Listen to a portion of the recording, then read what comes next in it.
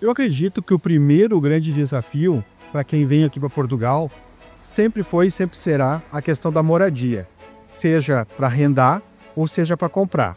Então, eu já falei para vocês como é que está a situação da questão do arrendamento e também as possibilidades de fazer uma compra e financiar um imóvel aqui em Portugal. E eu acho que o segundo grande desafio é conseguir fazer rendas em euros, porque se você depende somente de rendimentos do Brasil em reais, com o passar do tempo, você pode começar a perder muito em relação à questão cambial. Então se preocupe em ter rendas.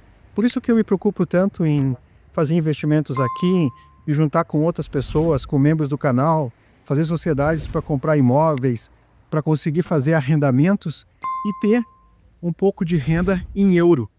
Porque, por exemplo, quem veio para Portugal trabalhando para o Brasil há 3, 4 anos, quando o real estava custando, quando o euro estava a custar R$ 4, agora com 6, você já perdeu praticamente mais de 30% de poder de compra.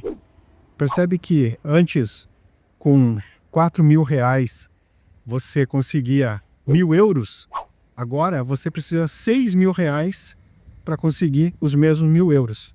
Então, essa é uma questão bastante preocupante. Se preocupe em fazer investimentos que possam lhe dar rendas em euros.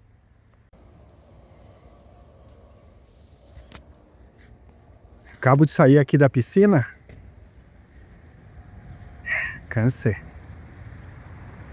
Bom,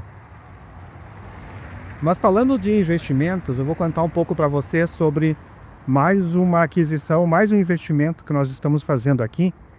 Na verdade, não sou só eu, é um grupo de investidores, nós somos 4 sócios que estamos com esse projeto de comprar imóveis aqui e investir, reformar e botar para fazer renda passiva a partir de arrendamento.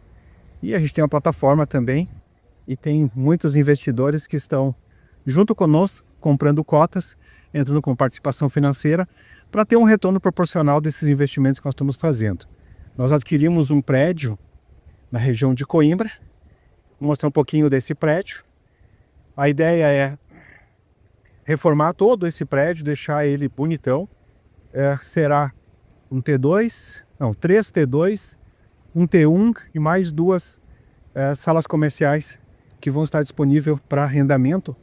E a projeção que nós temos é talvez conseguir um rendimento líquido, tirando todas as despesas, impostos, em torno de 2.000 euros por mês nesse investimento, que vai ter um custo total, talvez, próximo aos 300.000 euros.